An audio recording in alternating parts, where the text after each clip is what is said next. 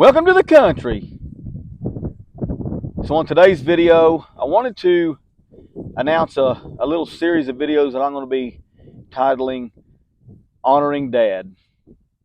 And the reason behind it is my dad's in really bad health and he's unable to get out and go fishing anymore. And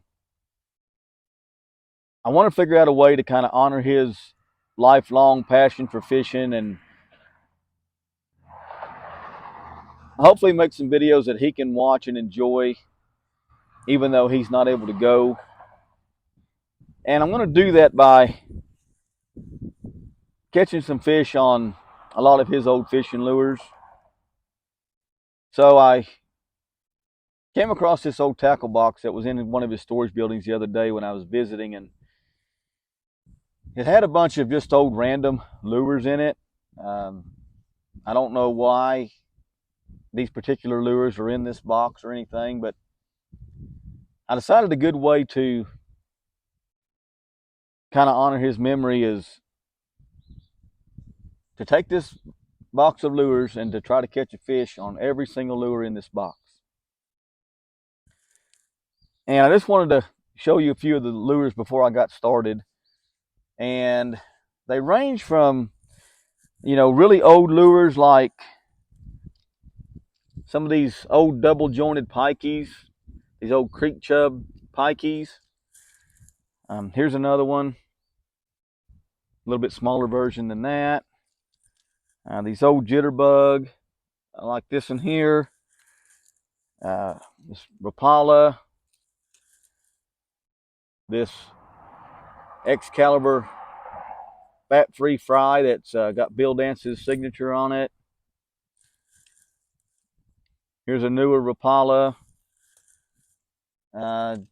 Just several old lures. Here's an old natural Ike.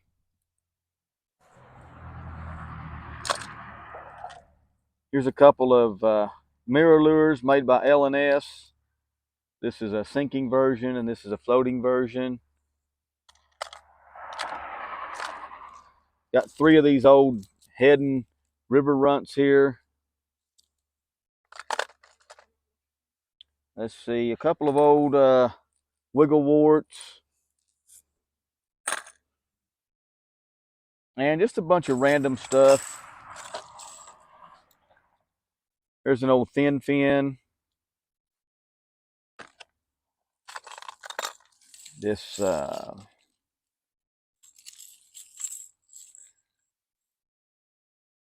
let me get the hooks untangled. I'll show you.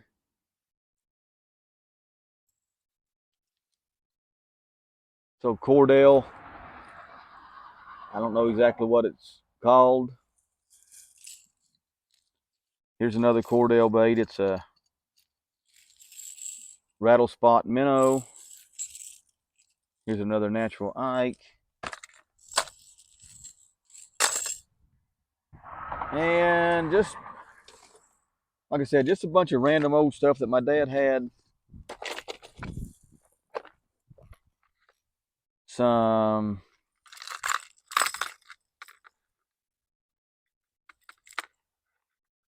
flatfish. Here's one if I can get the hooks untangled.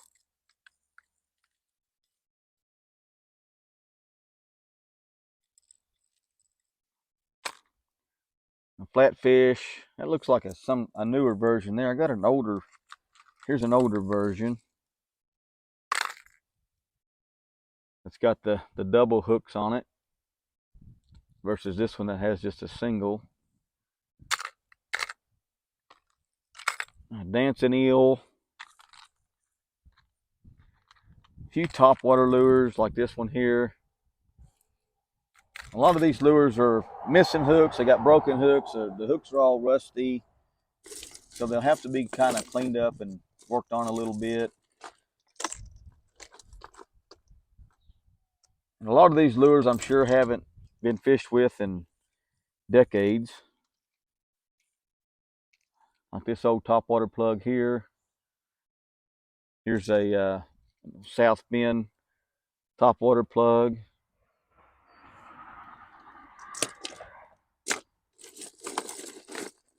So like I said, just try to figure out a way to kind of honor my dad a little bit, and hopefully he can watch some of these videos and enjoy seeing me catch some fish on some of his old lures.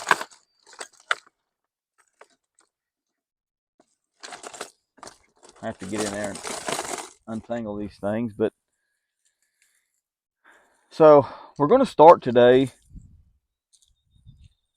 with a lure that wasn't really in the box, but one that was tied on to one of his rods that I picked up out of his boat when I was over there.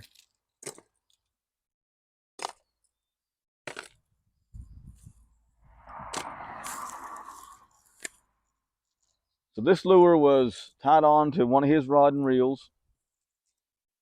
So this would be the last lure that he tied onto this rod and reel and that he actually fished with, with this particular rod and reel.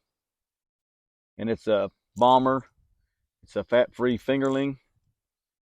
And it's one that we use to troll out at the lake for sand bass and hybrid and saugeye and stuff like that. We did a lot of trolling in the summertime, and that's what we would have used right there. We didn't bass fish very much. Not really much of a bass fisherman. So that's what we're going to start with today. I'm going to just head down the river here and see if I can find a deep hole or two to find a fish to catch on one of these lures. The river's really low right now. Like I said, we've been in a drought, and the river is very low and very clear, and there's just a limited amount of spots that you're going to be able to catch a fish in. And I haven't been down this river in a long time, so I don't know where those spots are going to be. I don't have a lot of time to fish this afternoon, so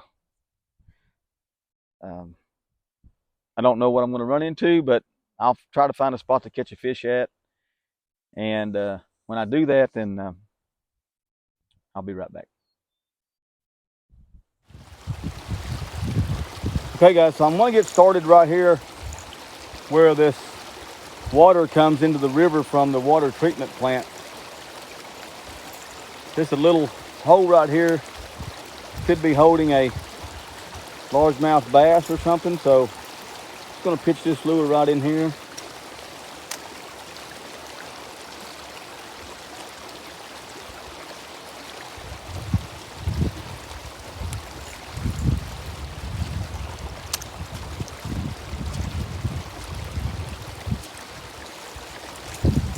So what I'm looking for are the deeper holes in the river that could be holding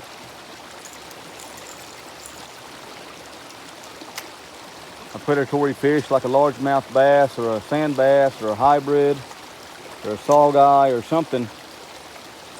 Now, since we're fishing on the downstream of the lake, any fish that's in the lake is going to be in the river back here. So I'm just going to go down through here and pick a few spots, pitch this crankbait in there,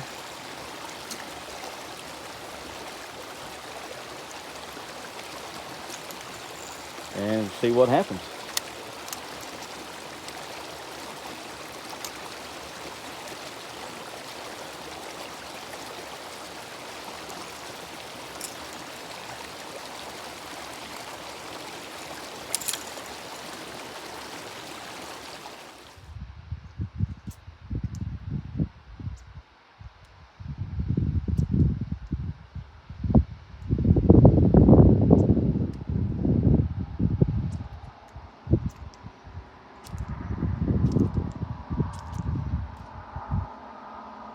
There he is. Here we go, guys. Holy cow.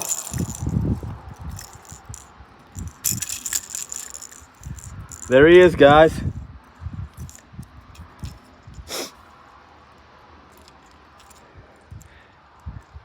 the very first fish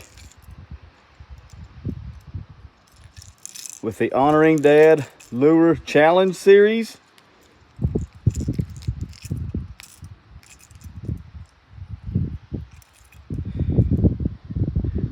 Not a big one, but a largemouth bass there.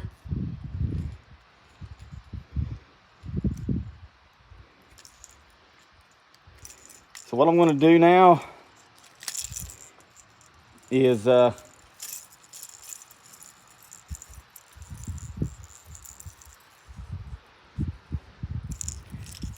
take this lure and probably go ahead and retire it.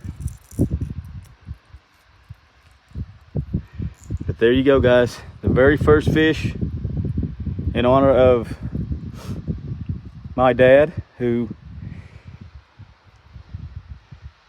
I really wish he could be here for this one. You don't know how much this fish means to me, guys. To be the very first fish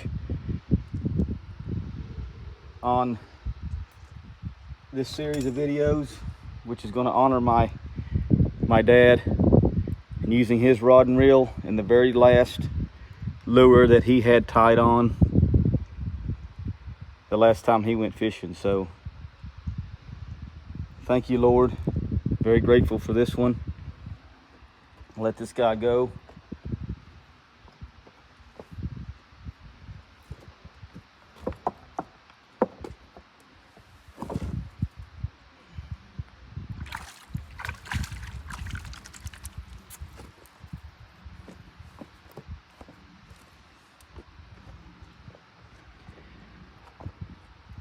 All right, guys, so that's going to do it for this episode of Honoring Dad.